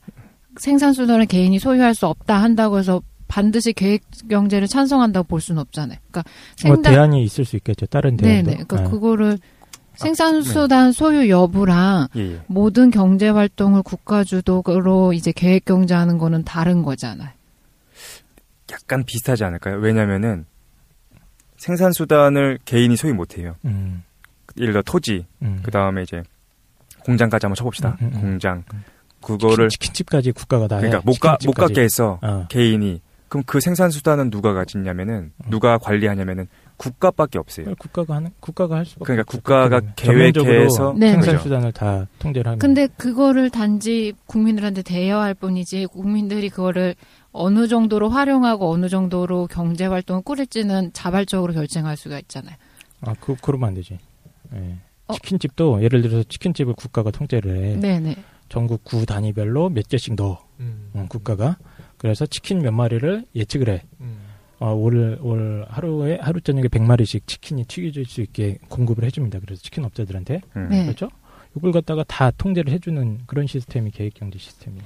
근데 중간이 있잖아요. 예를 들면, 그러니까 치킨집을 여기 신도시가 생기니까 3개를 만들겠다. 그 다음에 사람 호바트 집어넣고, 예를 들면 거기서 나오는 수익의 반은 국가가 가져가고 반은 네가 가져가라라고 하면 생산성 문제도 어느 정도 해결되는 거 아닙니까? 반을 국가가 왜 국가 거니까? 그러니까 대여 인센티브를 준다. 그 얘기겠지. 약간 그렇죠. 본사 파견 직원이 되는 거죠. 그게 중간항이 있어요. 그러니까 동양 유교 철학에서도 어떻게 하냐면 토지는 뭐야, 유교에서도 경제 얘기를 해요? 토지는 소유할 수 없어요. 생산수단은. 근데 어떻게 하냐면 국가가 계획해가지고 생산량을 정해주는 게 아니고 그 이제 9등분을 해요. 그래서 아. 그중에 8명이 각자 하나씩 땅을 한 맡아요. 구획씩 한 맡아. 칸씩. 네. 그 대신 가운데 칸은 공동 경작해서 그건 세금으로 내는 거예요. 네. 나머지 경작하는 양은 개인이 결정할 각자 수가 가져가는 있어요. 생산량을. 공유지. 그런 그러니까- 방식도 가능하겠네요. 네네. 가운데만 막 애들이 초라해져. 이렇게 네. 앉아라고 막. 그러니까 무조건 생산수단을 소유 안 한다를 네. 주장한다고 계획경제라고 볼 근데 수 없는 그것도 것 같아요. 기본적으로 계획경제 시스템 아닌가요? 그 안에서 인센티브가 좀 주어지는 거지. 근데 이제 아이고, 자기 열심히 경작하면 더 가져갈 수는 있는 거지만, 네네네. 그렇죠? 예. 근데 기본적으로 땅을 자기 거 누가 가릅니까? 국가가 가르는 거잖아요. 근데 그게 공평하게 분배되니까 그 네. 안에서 자기가 얼마나 이득을 취할 건지 자기가 하는 만큼 할 수 근데 있으니까. 궁금한 게 네. 그 구등분을 한다는 게 네네. 그러니까 전체가 다 그 9구역을 다 같이 노동하는 건가요? 아니면은 아니요. 아니. 가운데. 몰라서 그래요. 우리 넷이 예를 들어서 4등분을 해. 응. 땅 5등 4등분 한 다음에 해야지. 5등분을 해야 5등분을 돼. 해야 돼. 그래서 가운데 5분의 1은 우리 열심히 해가지고 같이 나라님한테 일하고. 올리고 진상하고 어. 나머지는 내가 먹는 거야. 네네. 음. 그러니까 이거 계획경제로 보기는 계획경제죠 뭐. 어렵잖아요. 왜냐면 저는 되게 열심히 해가지고 네네. 예를 들어 쌀을 10가마 생산했는데 그건 내가 먹을 수 있지. 네, 그러니까 근데 그 무슨 말인지 최 사장이 네네. 열심히 안 했어. 5개밖에 5개만 안 됐어요. 먹었어. 이 네. 계획 경제가 아니죠. 여기에선 차등이 생겨요. 자기 노력에 따라서. 계획 아. 5등분을 한다는 계획은 국가가 세웠지만 그 네. 계획 경제도 모든 이게 걸 다. 그 변수가 많을 수 있죠. 그러니까 네. 네네. 다양한 양상이 있을 수 있는데 기본적으로 저는 그거 그냥 계획 경제의 큰 틀로 볼 수 있을 것 같아요. 그냥. 그러면 계획 경제가 아닌 거의 예를 한 번만 들어주세요. 뭐가 계획 경제가 아닐 수가 있죠? 무정부주의가 아니면 무조건 정부가 그건 개입하지 않고 정부는 아예 안 하는 경우가 아니 생산 수단을 국가가 안 가지는 거예요. 모든 땅을 왜 면에서? 국가가 가집니까 그냥? 아무것도 어. 아무것도 땅 네. 소유권을 개인한테 인정을 그런 해주는 거지. 데가 있나요? 치안 유지 정도만 해주고 네. 그런 나라가 있나요? 실제로? 한국, 미국, 일본. 지금 얘기는 국가 그러니까 생산 수단이 통상. 전혀 통제되지 않는 예. 국가가 있을 수 있냐? 있느냐? 예.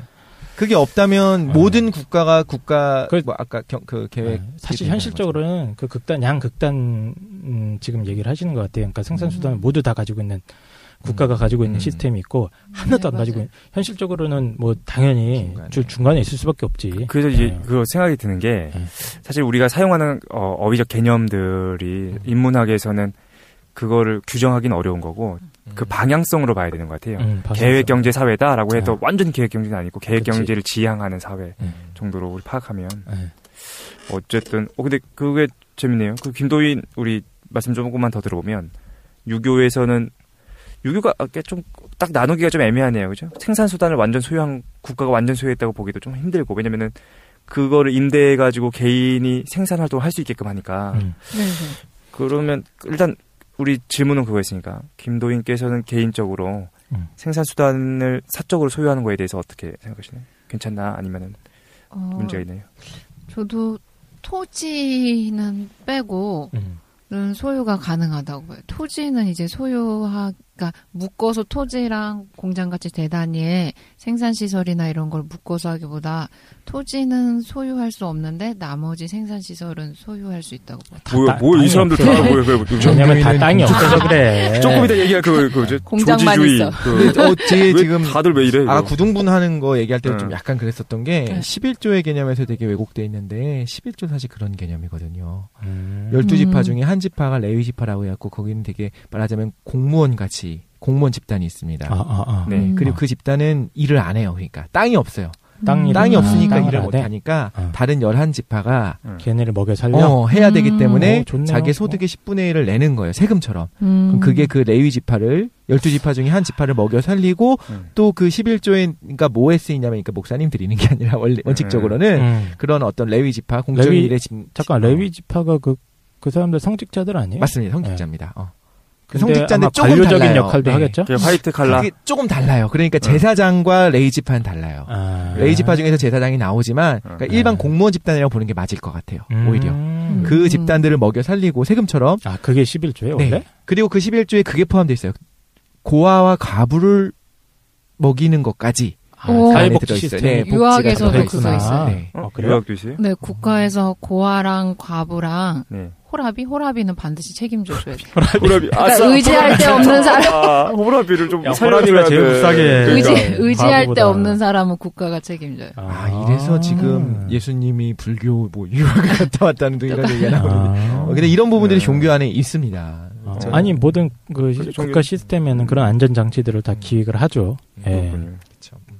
김도희는 뭐 얘기를 안 했는데 어떻게 생각하시나요? 그 얘기했는데 했잖아. 토지는 안 된다. 토지는 안 된다. 좀 종교인 것 같다. 하이파이브. 하이파이브. 그렇군요. 이 종교인들이 다 뭐 어쨌든 최 사장은 맞아. 저는 뭐 이거 모르겠어요. 사고 계시지. 네가 갖고 싶은 거잖아. 사실은 샀는데. 샀잖아요. 그러니까 샀는데 그 부자 아빠 간 아빠 딱 있고 바로 이제 재테크 책을 막 지행합의. 테크트리를 타기 시작했어요. 미친 듯이 막 봐가지고 요거 돈을 빚을 져서 요거 생산수단 월세를 받는 걸 사야 되겠다. 샀다가 좋댔어. 관리가 안 돼요. 그 책처럼 관리가 안 되고. 아니, 다들 그런 잘된 예만을 가지고서. 근데 여기 얘기하는데, 샀다고 생각해서 여러분들이 뭐 제가 돈이 많아 그게 아니라 진짜 돈이 없는데 빚을 내서 내 돈이 없이 샀어. 그러니까 내 돈을 안 들이고 샀어요. 어떻게 샀냐면은 똑같네 그 책 내용대로. 그러니까 실제로 해본 거야. 한국 사회에서 되나. 그래서 이런 얘기 해야 되나. 오피스텔을 하나 샀는데. 그 이제 대출을 받고 보증금을 받고 이자도 안 나오지 그거. 했더니 아니야. 이자보다 좀 나와. 조금 나와. 그러니까 얼마 나오냐 한 달에 한 5만 원 정도가 돼야 남는 거야. 아이고. 근데 스트레스가. 노동하지 않고 5만 원 나오니까 생산수단을 가진 거 아니야. 맞네. 나 알고 봤더니 그 부동산 뭐죠? 그 뭐죠? 수수료? 복비 주고 복비로. 뭐 내면은 마이너스야. 마이너스야? 좋댔어요. 아이고. 이거 임대도 잘 안 되고 망했어요. 그러니까 그 책의 내용이 10% 수익이 날 때 내가 1,000만 원 투자하는 것보다 9천만 원을 더 끌어쓰는 게 낫다는 건데 10% 수익이 난다는 보장이 없죠. 맞아요. 그러니까 그거를 깨달았어. 너무 세분화돼 있으니까. 이게 그래서 어떤 생각이 드냐면은 자본가가 쉽지 않겠다라는 생각이 드는 거예요. 그러니까 그럼 다시 생산수단을 통제해야 돼 국가가? 그럼 뭐 어떻게 지금은 뭐 하는 거야 지금? 그래서 요즘에 지금 자신감이 많이 위축돼가지고 요즘에. 자아분열. 잠깐 그 얘기에 대해서 갑자기 궁금한 게 생겼습니다. 네네. 은행은 은행은 뭐예요? 은행? 은행은 뭐예요? 금융. 은행은 생산수단인가요? 은행을 소유하고 있는 사람이 생산수단을 갖고 있는 거죠. 근데 돈은 못 만들고요. 화폐를 만드는 건 국가가 해야 되고. 아니 잠깐만. 화폐를 미국은 안 그렇잖아요. 미국 같은 경우에는 잠깐. 아니 이게 그러니까 화폐를 돈을 번다는 게 화폐를 찍어낸다는 네, 게 그거를 그 만드는 건 아니지. 국가. 물리적인 화폐를 찍어내는 게 아니고. 네. 좀 물리적인 화폐를 얘기한 거였는데. 지금 한국 조폐공사처럼. 그 돈을 찍어낸다고 해서 돈이 생기는 건 아니에요. 돈이 생기는 게 아니에요. 그러니까 우리 독지께서는 이제 이과라서 그러니까 화폐를 많이 찍어내면 굳이 그 얘기를 하면 무시를 한번 무시해주고. 장난 아니다. 원래 짓밟아줘야 돼. 어쨌든. 예, 좋습니다. 근데 그러니까 돈의 가치는 정해져 있어요. 그러니까 돈의 가치를 100이라고 한다면 만약에 화폐가 100장이 있어. 그러니까 화폐 하나는 1의 가치를 갖잖아요. 1000장이 있어도 똑같이. 그죠. 근데 내가 1000장을 막 찍어냈어. 그래서 1000장이 됐어요. 그럼 화폐 가치는 10분의 1이 돼서 전체 화폐 가치는 동일해요. 그런데 그걸 찍어낸 은행이 가지고 있는 900을 은행이 갖고 있다면 비율이 달라지잖아요. 네? 그게 무슨 말이지? 그러니까 100장이 지금 유통되고 있었는데 어떤 은행이 자기가 예를 들면 900장을 더 찍어냈어. 그러니까 은행이 찍는 그럼 건 10분의 9를 가지고 있는 셈이 한국은행이 통화량을 증가를 그렇죠. 시켰어요. 그거를 개인이 할 수 있냐는 거죠. 어느 정도. 그럼 국가가 해야 되는 건가요? 화폐량은? 통화량. 근데 이제 재밌는 게 한국 경우보다는 왜 미국의 사례를 좀 봐야 되는데 미국의 뭐죠? FRB가 있잖아요.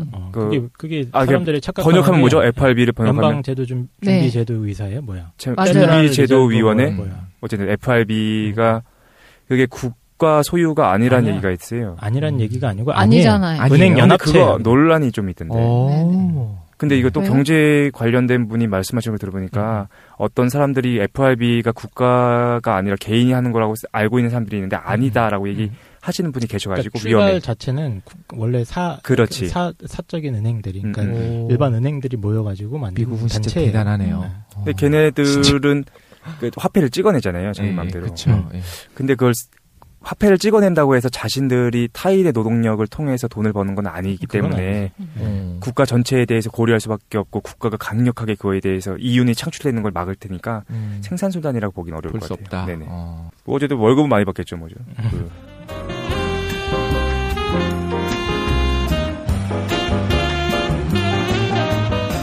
네, 우리 잠깐 쉬었는데 요거 앞에서 우리 얘기 나왔던 걸 한번 정리하면 사실 우리가 뭐에 대한 얘기하고 있냐면 공산주의랑 자본주의 어떻게 나눌 것인가에 대한 얘기를 하고 있는데 핵심은 하나밖에 없었어요. 뭐냐면은 생산수단이었죠. 생산수단이라는 것을 개인이 소유할 수 있게 하느냐에 대해서 체제가 나눠졌어요. 자본주의는 생산수단을 개인이 소유할 수 있게 한다는 거였죠. 그러니까 토지, 자본, 공장, 기계 같은 것들을 개인이 소유함으로써 어떤 효과가 나타나냐면은 누군가가 누군가의 노동력과 시간을 착취할 수 있는 구조가 발생할 수 있다라는 거였어요. 그게 빈부격차의 원인이 되는 거고, 그죠? 네. 반면에 공산주의는 그게 문제가 된다라는 것 때문에 생산수단을 개인이 소유할 수 있는 것을 금지했다는 거야.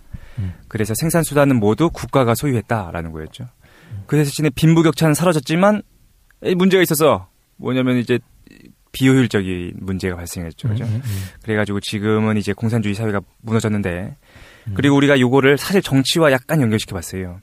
그래서 자본주의적인 개념, 다시 말해서 부유층, 자본을 소유하고 생산수단을 소유했던 사람들의 이익을 대변해 주는 것이 이제 보수, 우파, 우익이 된다. 반면에 생산수단을 갖지 못한 사람들의 이익을 대변해 주는 집단을 우리가 진보, 좌파, 좌익이라 부른다까지 얘기했는데 사실 이게 조금 위험해, 그죠?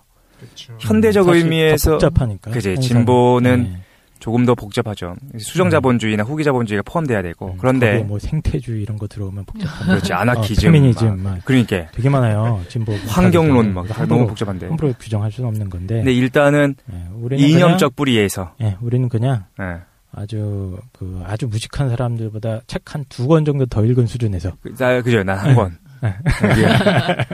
그 정도 수준에서 한 권 읽고 막 털고 있는 거예요 지금. 크게 정리를 한번 해보는 겁니다. 그렇죠. 그래서 일단 이념적 뿌리는 거기에 두고 있는 것 같다라고 생각할 수도 있지 않겠는가라는 정도로 아주 미약하게 갈 수 있을 것 같습니다. 그리고 나서 우리가 생산수단을 그럼 개인이 소유하는 건 어떻냐라는 얘기 했었는데 개인적으로 그랬더니 뭐 한국 상황에서 소유해야죠, 뭐 그죠? 그래서 우리 네 분 다 이제 소유하는 거 내가 소유해야 되겠다. 이건 어떻게 할 수가 없어. 그러나 뭐요? 모든 생산수단을 사유하자는 건 아니고 인간의 기본권에 아주 필수적으로 요구되는 토지. 토지와 토지라는 사람들 그게 이제 사람마다 의견이 다를 수 있을 것 같아요. 뭐 그런 특히 사유화될 경우에는 문제가 심각해질 수 있는 영역, 에너지 사업이라든가, 식량, 뭐 교통, 뭐 교육, 환경 이런 영역들은 이제 국가가 좀 관리를 해야 되지 않겠는가? 그런가. 그러면 우리 이제 개인적 측면 얘기했으니까 간단하게 사실 이 주제가 뭐냐면은 사회가 그렇다면 생산수단을 소유하는 것 국가가 그죠. 그걸 민영화라고 민영화라네. 국유화죠. 국유화. 반대로 국가가 갖고 있던 생산수단을 개인이 가질 수 있게끔 판매하는 걸 민영화라고 하는데 이거 어떻게 생각하시나요? 국유화는 그러면은 우리나라도 공기업들 굉장히 많잖아요. 그렇죠. 옛날 유공 이런 거 있잖아. 그거 다 공기업들이잖아요. 근데 우리가 일단은 아주 세부적인 사례들 말고 왜냐면 아주 세부적인 사례를 논의하는 사람들 많더라고요. 그거 말고 뭉뚱그려가지고 국유화, 민영화 아주 이게 윤리적이거나 경제적이거나 종교적이거나 어떤 우주적인 측면에서 이게 정당하냐, 그죠? 그런 우주적인 측면 좀 얘기를 해야 돼. 사후에 그거 어떻게 생각하시나요? 국유화 혹은 민영화 이거에 대해서 우리가 어떻게 접근해야 되죠? 저는 이런 생각을 했어요. 어떤 정치 집단이 지금 같은 경우에 이제 우리나라를 예를 들면 5년 동안 혹은 4년 동안 그 정치 세력을 가지고 있는 사람들이 평생 가지고 가는 것도 아니고 평생 책임지지 않잖아요. 예. 그들이 굉장히 한 번 해버리면 돌이킬 수 없는 선택을 함에 있어서 너무 쉽게 하는 게 아닌가라는 생각을 항상 했었습니다. 민영화 요새 이제 한국 사회 민영화 논쟁이나 이런 거 관련해서 그렇죠. 잃어버린 10년을 되찾기 위해서 10년 동안 계속 팔고 계시죠. 근데 그거를 근데 잃어버린 10년 동안도 많이 팔았어요 그때. 그래요? 그때 굉장히 사실 많이 시작했죠. 시작을 많이 했죠. 선진 어떤 그 미국식 자본 그걸 도입한다고 그래야 경쟁력이 생긴다면서 많이 했던 거는 시작한 거야 다. 근데 그걸 떠나서 그러니까 그때를 포함해서 저는 말을 하는 건데 무언가 결정하기에 앞서서 자기가 4년 혹은 5년 하고 끝날 건데 네. 한번 민영화 시켜버리게 되면 혹은 뭐 국영화 시키게 되면은 다시 그거를 회수하기 문제가 발견됐다고 하는 거는 사실상 불가능하잖아요, 그렇죠? 그거에 대한 걸 알아볼 텐데 그거를 너무 쉽게 하는 거가 아닌가라는 생각은 좀 강하게 들었어요. 전체 국민적인 어떤 동의가 어느 정도 있어야 될 것 같은데 일부 막 51%, 52%, 48% 이렇게 싸우는 상황에서 52%가 동의를 했네? 하자. 이거는 그러면 우리 하나씩 한번 팔아볼까요? 내 것도 아니니까 막 팔아봅시다. 뭐야? 전기 어떻게 전기? 뭐 저한테 주시면 좋고요. 미국 같은 경우는 예. 전기 이미 다 전기 사업이나 이런 게 다 민영화돼 있잖아요. 거기는. 아, 미국은 민영화. 제가 알기로는 그렇게 알고 있어요. 전기, 가스, 수도 이런 사업들이 네. 민영화돼 있는 걸로 알고 있어요. 한국은 전기, 수도, 한국전력공사, 가스는 다 수도공사. 국영이죠, 그죠? 다 공사죠, 국영이지. 공사. 예. 아 국영 지금 공사도 지금 국영으로 예, 예. 그렇죠. 오고 그렇죠. 계시네요. 네. 전기를 민영화하는 건 어떤가요? 효율적이지 않을까요? 왜냐면은 왜? 사실 국가가 생각을 관리하면 해보세요. 네. 이게 사실은 그 민영화가 이렇게 생각할 수 있어요. 민영화하면은 우리한테 국유화하면 네. 사람들한테 이득이 될 거라고 생각하지만 실제로는 그 비효율적으로 관리되죠. 경쟁 업체도 없고 비효율적으로 관리돼서 없지, 그치. 방만하거나 아니면은 조선 비용이 일본 많이 논리지. 들 수도 예. 있는 거야. 예. 그러면 그 비용을 사실 누가 되냐면 세금을 통해서 되게 되는 거고. 오케이. 그럼 실제로는 내 주머니에서 나가는 건데 어떻게 보면은 이제 민영화하면 업체들이 더 늘어나면 우리 통신사를 민영화함으로써 우리가 다양성을 누릴 수 있었던 것처럼 그렇죠. 나아질 수 있지 한국통신이 않겠나. 이제 쪼개지면서 그치? 그때 예. 그래서 여러 가지 전기 업체가 나오는 거야. 예. 김도인 전기, 깡사장 전기, 깡전기. 그게 나오는 거죠. 그래서 그래서 서로 경쟁해. 그래서 LTE 전기. 그렇지. 빨라 전기가. 3G 전기에서 그러지. LTE 전기. 그래서 그 LTE 사람들이 전기가 뭘 나오고. 고민할 거냐면은 어떻게 하면은 하면 효율적으로 에너지를 생산하고 싼 값에 제공할 것인가를 고민하게 될 거고 기술 개발을 하게 될 거고 싼 값에 제공한답니까? 아니면 자신들의 이익을 최대화시키는 겁니까? 자신들의 영업을 이익을 하려면은 단가를 낮춰야 되니까. 그렇지. 예. 그러면은 사실은 민영화하는 게 낫지 않겠는가라는 생각이 근데 옛날에 한국통신보다 저희가 지금 통신비가 싸졌습니까? 그렇죠. 이제 그거는 빨라졌잖아. 얘기할 부분. 좋은 걸 쓰려면 예. 값을 더 지불해야지. 그러니까 옛날에 구리선 쓸 때보다 얼마 빨라졌어. 선택의 그렇지. 폭은 없어졌고. 그래서 저기 전선 재질도 바꾸는 거야. 최 사장 전기가. 그러니까 광통신. 광전기. 그러니까 그래가지고 그럼 내가 LTE 전기를 개발을 해. 그래서 또 싸우고. 뭐 공학도가 듣기엔 참 못 들어줄 만하지만 지금 그렇네. 그냥 침묵하고 있습니다 지금. 전문가가 있었네. 누구죠? 전기전자 전공했습니다. 테슬라가 원래는 그거 하려고 했다면서요. 그 교류 전기를 통해 가지고 모든 사람이 쓸 수 있게끔. 근데 에디슨이 직류 전기를 사용해서 돈을 받으려고 했다. 네 그런 부분들이 있어서 에디슨의 좀 부도덕한. 저 개인적으로 에디슨 별로 안 좋아하는데 지금 이제 와서는 당연히 교류 전기가 훨씬 더 좋고 효율적인데 에디슨은 직류 발전기를 자기가 요즘엔 교류 쓰나요? 당연하죠. 다 교류죠. 몰라. 네. 근데 그때 직류 발전기를 만든 게 에디슨이었어요. 그래서 어떤 게 있었냐면은 교류가 위험하다. 이런 식으로 사기를 치기 위해서 그때 처음에 전기 의자 도입을 할 때 사형 의자. 맞아. 그거를 교류 전기로 해갖고 여봐라 위험하지 않냐. 참 전 개인적으로 에디슨 좀 별로. 그렇군요. 사업가네 사업가. 완전한 사업가입니다. 그렇죠. 네. 지금 본질이 나온 것 같아요. 사업가의 본질이 나온 것 같아요. 이윤 추구하는 자들의 사실 이게 이윤 추구가 나쁜 건 아니잖아요, 그렇죠? 그러니까 이윤 추구를 함으로써 경쟁하게 되고 좋은 제품이 나오는 거고 사실은 우리가 그 어떤 화폐 가치가 계속해서 낮아진다는 문제, 인플레이션 때문에 비싸진 것처럼 보이지만 실제로는 굉장히 좋은 기술을 향유하는 건 아닌가라는 거죠. 그렇다고 본다면 민영화하는 게 낫지 않겠는가. 근데 이제 지금 말씀하셨지만 예를 들어서 수도나 전기 같은 것들을 이윤 추구의 관점에서 접근한다고 한번 해봅시다. 에너지 사업이라든가. 그렇죠? 일단 이거 가장 큰 특징은 이거는 그냥 돈 놓고 돈 먹기야. 왜냐하면 이거 없으면 사람들이 못 살아. 전기라든가 수도, 에너지 사업 같은 경우는 일단 투자하는 순간 수익이 보장이 됩니다. 그렇죠? 네. 누구나 꽁으로 먹을 수 있는 사업이고. 근데 이 부분 같은 경우에는 이게 좀 품질에 문제가 생기거나 서비스에 문제가 생길 경우에 일반적인 사람들의 삶에 심각한 피해가 있을 수가 있어요. 독점을 한다. 예, 예. 네. 근데 그게 우리가 너무 과하게 고민하는 거고 옛날에 옛날에 우루과이 라운드 막 할 때 어떤 얘기 했었냐면은 외국 기업 우리가 식량 산업을 포기하면 뭐 국가 뭐죠? 안보에 문제가 생긴다. 그래서 걔네들이 독점한 다음에 식료품 값을 높게 받으면 우리 큰일 난다. 막 그렇게 얘기했는데 현재 어떻게 됐어요? 경쟁 업체들이 있어. 중국도 있고 막 장난 아닌 거야. 필리핀도 있고. 그러니까 식료품 값은 계속 다운되고 있잖아요. 반면에 식료품 값이 언제 다운이 됐습니까? 다운 안 되나요? 예. 싸졌지. 왜 중국살 싸? 중국살 싼데 우리가 중국살. 혹시 우리 어렸을 때 바나나 비싸다가 지금 싸져가지고 지금 그 얘기하시는 거예요? 바나나 완전 싸지고. 그러니까 과도하게 고민하는 건 아닌가라는 거죠. 민영화에 대한 공포. 있으니까 민영화에 대한 공포가 과장된 측면이 분명히 있겠죠. 예. 근데 이제 우루과이 라운드 이제 하지도 않죠. FTA 하고 하지만 어쨌든 싸졌잖아. 싼 거를 우리가 살 수 있는 거고 칠레산 와인을 어마어마하게 싸게 살 수 있는 아니 그럼 그렇게 따지자면 전 이게 국방력에다 힘을 기울이는 것도 비슷하게 얘기할 수 있을 것 같아요. 지금 상황에서는 그런데 언제든지 그거를 이제 무기화 시켜가지고 국제적으로 휘두를 수 있다고 저는 생각을 하고 그래서 식량 자금률이 중요하다고 하잖아요. 자금률 나름 중요하죠. 아주 중요하다고 하는데 그거 마찬가지로 생각을 할 수 있는 게 지금 전쟁 안 나고 있는데 우리 뭐하러 지금 이렇게 국방비 지출하냐. 실제로 50년 동안 맨날 전쟁 난다 60년 동안 뭐 북풍 분다 하는데 안 나지 않느냐 이런 식으로 얘기할 수도 있는 거거든요. 물론 이건 무리가 따르는 건 알겠는데 지금 현재 평화 상황을 가지고 괜히 사람들이 오버하는 거다라고 판단할 수 없다고 봐요. 식량 문제는 정말 그렇다고 봅니다. 개인적으로. 그리고 또 기본적으로 아까 전기 사업으로 다시 돌아가면 그죠. 전기를 민영화하면 과연 가격이 싸질까?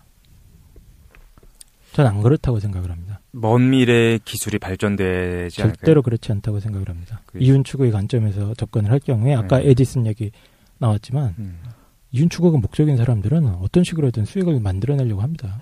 특히 이건 필수니까. 그건 필수예요. 담합을 하든 뭘 하든 노동자를 자르든. 비싸진다고 전기 안 쓸 거 아니거든요. 이제 와서는. 비싸져도 상관없거든 사실은. 그래서 누구나 다 써야 되니까. 일단은 우리 강 사장하고 이제 우리 독실이는 민영화를 일단 반대하는 입장인 것 같아요. 그렇죠. 기본적으로는 일단 전기는 전기 에너지 사업 이런 부분들은 함부로 했을 경우에는 문제가 너무 많습니다. 김도인께서는 어떻게 생각하시나요? 명상 중에 빛을 보니까 전기가 필요 없나요? 무슨 말이야 이게? 이상해. 이상한 거 던졌어 미안해. 민영화 어떻게 생각해요? 저도 국가 기반 시설에 대한 거는 민영화 할 수 없다고 봐요. 공공재의 성격에 대해서는 그러니까 뭐 전기든 뭐 이런 거. 그리고 이게 민영화는 효율성이 되게 극대화된다 보는데 그 국가 기반 시설에는 모든 민영화를 할 수 있는 사람들이 들어갈 수 있는 게 아니잖아요. 진입 장벽이 너무 높은 거예요. 크니까. 맞아요. 투자 자금이 거대화되니까. 그럼 그 사람들이 소수 독점이나 독과점 발생할 수밖에 없는데 가격이 무한정 다운되지는 않을 것 같아요. 그런데 이거를 개인한테 완전히 넘기는 게 아니라 지금 이제 주주 회사 형식으로 되어 있기 때문에 이걸 민간에 판매하면 되잖아요. 그러니까 KT 같은 경우에도 마찬가지로 볼 수 있는데 이거 주주 회사잖아. 주주 회사지. 그러니까 그 국가가 굉장히 많은 거를 그 주식에서 많은 비중을 차지하고 있겠지만 실제로는 누구나 그걸 살 수 있고 참여할 수 있는 거잖아요. 살 수는 있는데 현실적으로 일반 시민들이 그거를 구매하기가 쉽지가 않죠. 그거 아니야. 내가 뭐 키움증권 다운 받아가지고 영웅 깔면 바로 접할 수 있어. 여윳돈이 한 몇 천만 원 있어도 몇 프로나 삽니까 그거. 아무 의미가 없는 건데. 네. 근데 김도인께서 뭐라고 말씀하셨냐면은 국가 기반 산업 같은 경우에는 안 된다라고 말씀하셨는데 도대체 어디까지가 국가 기반 산업이에요? 통신 같은 경우에도 국가 기반 산업으로 볼 수 있었으나 사실 그거 판매했잖아요. 그럼 전기도 사실은 우리가 그 국가 기반 산업처럼 보이지만 여러 업체를 두고서 판매하고 경쟁시킬 수 있는 건 아닌가라는 거죠. 그러니까 그 범위도 사실은 그렇게 따지면 국가 기반 산업이 아닌 게 어디 있어? 다 많지. 자동차 이런 거는 뭐. 근데 이제 보면 최 사장님이 하는 어떤 논리들을 보면 꼭 좀 이런 식으로 하더라. 꼭 극단적으로 맞아. 하든가 아니면은 아니다. 이분화시켜. 사실 잘 몰라서 하는 게. 모든 걸 일단. 그래. 그럼 이 사람 이 세 명은 빨갱이거죠, 그죠? 다 구경해야 된다. 뭐 전기는 뭐 그렇다 하시는 거예요. 그러면 딴 거 뭐. 전기 그 하나의 예를 좀 안 들 수는 없는 게 이번에 도쿄전력 같은 경우 이번에 후쿠시마 원전 사고가 났었던 게. 도쿄전력이 민영, 네, 그 이름이 도쿄인데요? 네. 뭐 그렇죠. 도쿄 뭐 음. 일본 전인본 뭐 이런 거 아니잖아요. 예. 근데 그러니까 중요한 건 제가 말하고 싶은 건 그 효율적이었느냐 뭐 이런 걸 다 떠나서 사고가 발생했을 때조차 그게 사유재산이었기 때문에 국가가 개입을 못했어요. 사고가 발생했기 때문에 정말요? 그거에 대한 피해는 누가 뒤집었을 수 있냐면 실제로 다른 나라들이 피해를 보거든요. 한국은 가깝지만 뭐 나름 편서풍 영향되니까 그렇다 치더라도 직접적으로 미국부터 시작해서 그쪽으로 퍼져 나가는데도 불구하고 난리가 났어요. 유럽 쪽에서도 일단 예전 체르노빌 이후에 그런 악몽이 있기 때문에 뭐 돕겠다. 근데 우리가 다 처리할 수 있다. 건들지 마라. 가만히 있어라. 이러면서 도쿄전력이 처음에 막았어요. 그때 분명히 피해가 확산된 부분이 있습니다. 그렇다면 그 어떤 이런 국가 기관 사업 중에서 특히 전력 같은 경우에 뭐 에너지, 원자력 이런 경우에는 단순한 경영뿐만 아니라 어떤 이런 문제가 생겼을 때 좀 초국가적인 어떤 협력이 필요한 경우인데도 불구하고 자기네들이 실수가 드러난다든가 자신네들이 주도권을 잃어버린다든가 그런 것 때문에 이런 일이 벌어질 수 있기 때문에 더 경계해야 되는 게 아니냐. 항상 잘 되는 경우만 생각하는 것이 아니라 비상시를 생각한다면 근데 도쿄 전력이 민영화에 대해 민영화의 문제점으로서 사례로 적절하지 않아 보이는 게 이거는 특수한 상황이잖아요. 특수한 사고였고 그렇게 특수하다고 생각은 안 하는데 어떤 사고지만 기본적으로 그 사람들은 이윤 추구의 관점이에요. 그 기본적인 그 사고로 인해서 드러났을 뿐이에요. 그 사람들의 기본 관점이. 그 사람들은 그 저기 뭐 돈 없고 이런 사람들이 추워서 덜덜 떨다 얼어 죽다 이런 건 상관 안 하잖아요. 그냥 자기 일들 이윤 조금이라도 영업이익에 도움이 된다. 그러면 바로 전기요금 올립니다. 끊어버립니다, 그냥. 근데 그게 언론에 나오면 좀 이제 선심 쓰듯이 좀 던져줄 거고. 근데 그리고 자신들의 어떤 생존의 필수기 때문에 수돗물이라든가 가스, 전기 뭐 이런 것들은 생존의 필수적인 것들이잖아요. 그리고 자신들 안쪽에서 문제가 생기는 것도 주식 떨어진다는 이유로 좀 안쪽에 내부적으로 해결하려고 하고. 그래. 사실 그죠. 네, 문제가 발생해도 자꾸 이제 그런 식으로 은폐하기 급급하고. 왜냐하면 근데 돈이 문제니까. 국가 사업도 비효율적일 수 있잖아요. 그건 그렇죠. 근데 저는 기본적으로 국가 사업이 비효율적인 게 저는 당연하다고 생각을 하는 게 국가 기관 공기업들 소위 말하는 그거는 손해를 봐야 돼요. 국민의 삶을 위해서는. 그 공기업들. 근데 문제는 뭐냐면은 그런 식으로 하는 거가 손해를 본다는 얘기가 아니라 어떤 이제 기술 개발에 있어서나 경쟁이 없으니까 독과점이니까 사실은 이거를 뭐라고 해야 돼? 어떤 게 발전이 없고 현상만 유지하려고 하진 않겠는가라는 거죠. 그리고 모든 기술력은 외부로부터 구입해 들어올 거고. 그러니까 사실 이제 멈춰져 있는 기업이죠. 군대 같은 경우도 마찬가지예요. 군대 갔다 오셨잖아요, 그죠? 군대가 왜 이렇게 군대 좋아하는데 전 개인적으로 군대 좋아하는데 군대 비효율적이야. 군대가 왜 비효율적이야? 왜냐면 그때 6.25 때의 모습이 그대로 남아 있잖아요. 왜냐면은 경쟁이 없기 때문이죠. 그러니까 미국에서 이제 용병들 들여오고 그다음에 사적인 이제 군대 시설들을 만들어내고 그러면은 한국 군대도 좋아지지 않을까. 사실 지금 방금 얘기했는데도 내가 낸 근거가 좀 이상해. 너희들 요거는 없는 걸 하고. 일단 전력은 좀 그렇고요. 딴 것도 뭐 우리가 또 우리 현재 뭐 이슈되고 있는 거 뭐 철도 사업 같은 것도. 철도. 공항도. 철도 공항 이런 것들을. 그럼 어쨌든 세부는 공통적으로 안 된다 하는 거죠. 공공재는 그 어차피 인프라 만든 것도 다 시민들 세금으로 만든 건데 그거 왜 그러면은 약간 더 확장해서 그럼 만약에 세금으로 만든 게 아니라면 그리고 우리가 세금으로 보태줄게 보전해주잖아요. 뭐 90%까지 보전해준 구소항 같은 경우에 그런 걸 안 한다면은 찬성하시는 건가요? 예를 들면 지하철 10호선을 뚫는다. 요금이 비싸. 보상이 지금 그렇잖아. 사실은 그거야. 뭐냐면은 예를 들어서 철도를 뚫기 위해서는 뭐가 필요하냐면 국가적인 그죠 자산이 필요하고 거기 돈을 들여야 되는데 국가가 돈을 사용하기 위해서는 세금을 또 증세해야 되는데 사람들도 세금 증세가 싫은 거예요. 그러면 9호선을 어떻게 뚫을 것이냐? 그럼 투자를 받을 수밖에 없어. 너희한테 판매하고 이익을 챙겨줄 테니까 네 돈 내서 뚫어라. 사실 사회를 발전시키기 위해서는 뭐가 필요하냐면 민영화도 어느 정도 필요하지 않느냐 생각도 드는 거예요. 근데 만약에 그걸 국가 산업이라고 해가지고 쥐고 있으면 사실은 그 발전되지 못하는 거에 대한 비용을 누가 지불하냐면 시민이 지불하는 거예요. 9호선도 없을 거고 10호선도 없을 거고 계속해서 나머지로 사용하겠지. 그렇지 않겠느냐. 제가 그 질문하고 싶었던 건 예를 들면 10호선을 만드는데 국가 세금이 안 들어갔고 보전도 안 해줘. 그거에 대해서 찬성하시는지 이게 궁금해서요. 무슨 말씀이에요? 그러면 누가 9호선은 그러니까 민자로 민자로 아예 네, 뚫었는데 세금 보전이 없어요. 그러니까 어. 거기가 망하더라도 우리한테는 아무런 부담이 안 지어져.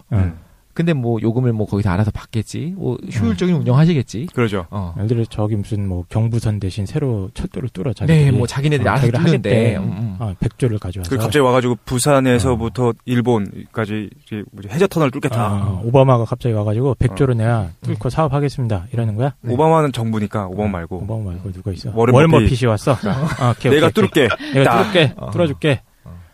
그러면 뚫게 해야지. 그래서 저는 아닌 것 같아. 왜요?